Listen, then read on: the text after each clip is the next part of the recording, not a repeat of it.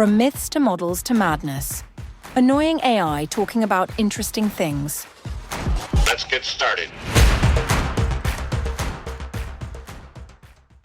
Okay, so get ready, because we are diving deep into AI and copyright law. Definitely a hot topic right now. Yeah, especially with everything happening in Hollywood right now with the strikes and all that. Yeah. Yeah. You know, it's interesting, though. I was looking at some of the articles that you sent over. Mm-hmm. And this one about James Cameron's take on it really stood out to me. Yeah. Because, you know, he's not just saying, oh, AI can be used for, you know, some special effects here and there or something. Yeah. He's talking about like AI making entire movies. He really is. And it's interesting because I think he even acknowledges that, you know, to even get to that point, we need like a serious overhaul of the legal landscape. Well, yeah. I mean, how do you even begin to untangle copyright when you're talking about AI making original content? Right. Like, it's just mind-boggling. It really is. And right now, it does feel like a little bit of a Wild West when it comes to that, because these AI systems, they learn by going through tons and tons of data. And a lot of that data is copyrighted material just scraped from all over the internet. So what you're saying is like an AI system could potentially just be studying the entire script of Avatar, Right. learning Cameron's style, and then just spitting out a brand new sci-fi epic. Yeah, potentially. And that's where all the legal battle lines are starting to be drawn, I think. Because on one side, you have copyright holders who obviously want to protect their work. Yeah. And then on the other side, you have the people who are developing these AI systems, and they're saying, well, if you restrict access to data, then you're going to stifle innovation. Right. It's like we're trying to fit a square peg in a round hole. Yeah.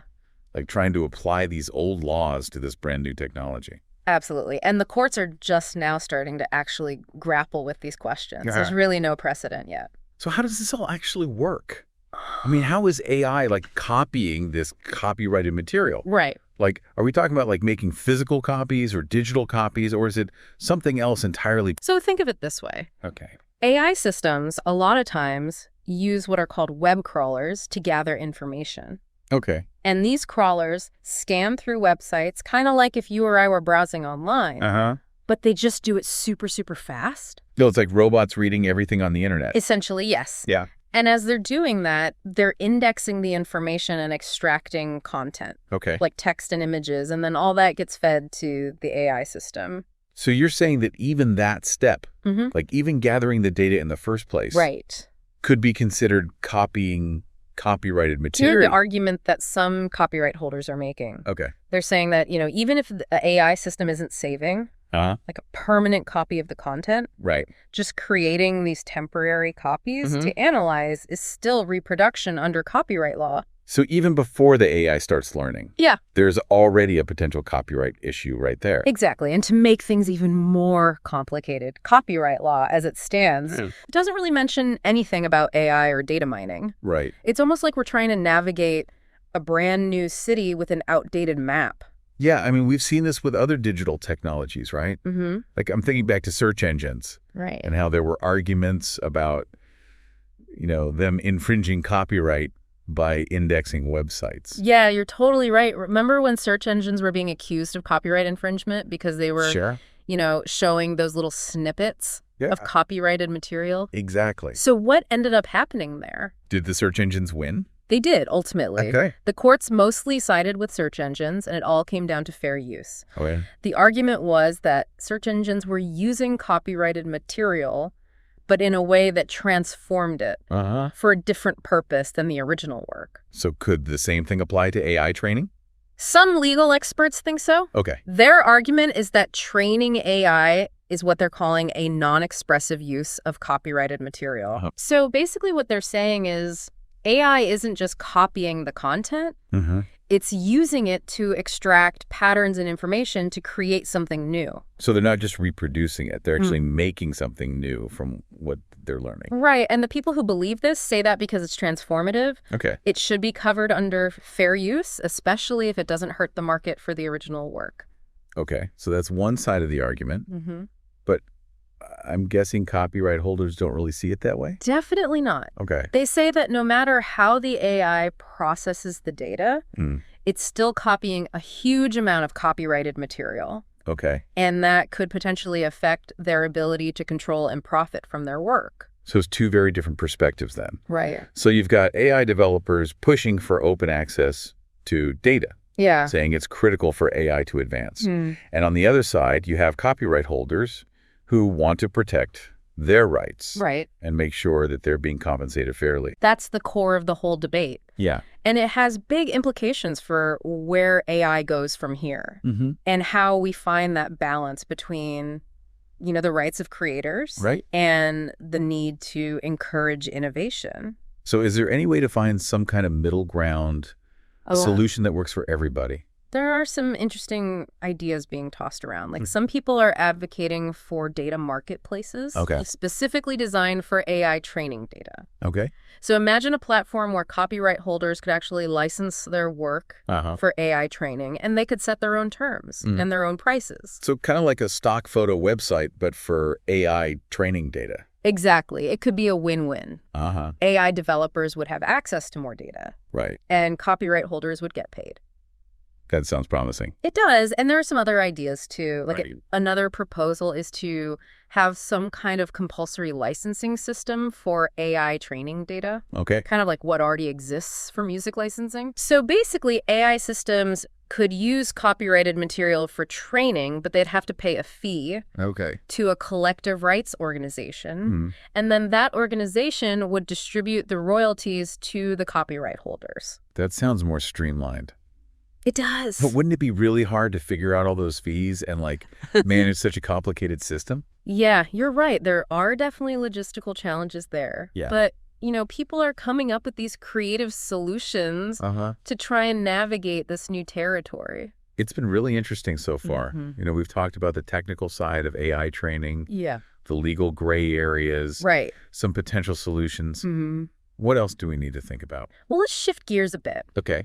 and talk about what this could mean for the future of creativity itself. Okay. Could AI actually become a co-creator working with human artists and writers? That's a really interesting question. It is. We'll explore those ideas and more after a short. Welcome back to our deep dive. So we were talking about AI potentially becoming like a co-creator. Right. Like Yeah. up to this point, we've mostly been talking about AI learning from stuff that already exists. Right. But what if it starts making new creative content? Yeah, that's a whole other thing. Yeah, it brings up some interesting questions. Like, could AI actually help artists and writers to, come up with new ideas, push their creative boundaries further? Yeah, I could see that like AI helping a writer get over writer's block Right. or, suggesting different plot twists. Yeah, Or for a visual artist, it could maybe help them make really cool new effects. exactly. There's a lot of potential for humans and AI to work together. But then wouldn't that change the whole idea of authorship? I mean, if an AI is helping to create something, who gets the credit? Right. Who owns the copyright? Those are some big questions. Yeah. And there are people saying that AI-generated content should be seen as a joint work, Okay. with both the human and the AI sharing ownership. So like a band where everyone contributes to the music. Yeah, something like that. Okay. But it gets tricky fast because AI systems don't have the same legal rights as people. Right. They can't sign a contract or collect royalties. Exactly. So we need to come up with new legal frameworks that take into account AI's role in all this. This is all sounding really futuristic. Yeah, But isn't some of it already happening? it is. I mean, I've seen articles about AI writing music and creating art. Yeah, you're right. We're already seeing AI being used creatively. Like there are programs that can write music in different styles, Wow. make realistic pictures just from a description, Really? even write poetry.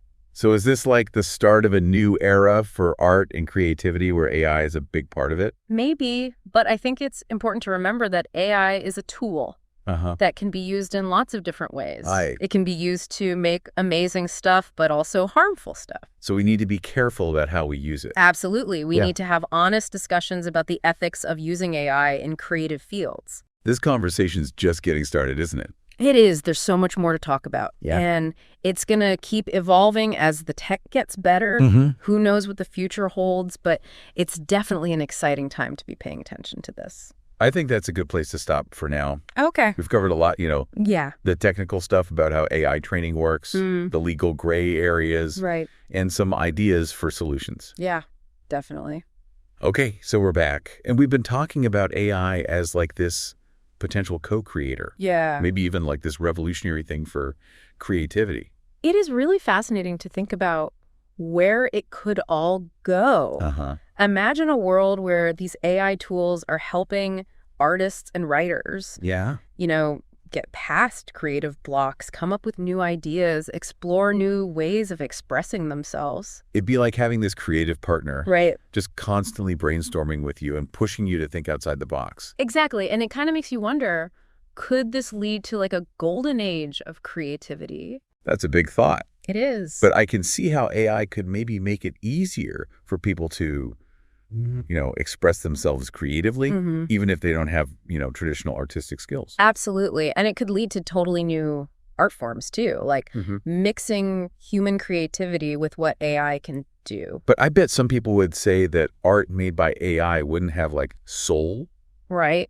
or emotional depth Yeah. because it's missing that human touch. That's a valid concern. Yeah. But you have to remember, AI is still just a tool. Right. It's an extension of what the human wants to do. Yeah. The creativity still comes from the artist or the writer.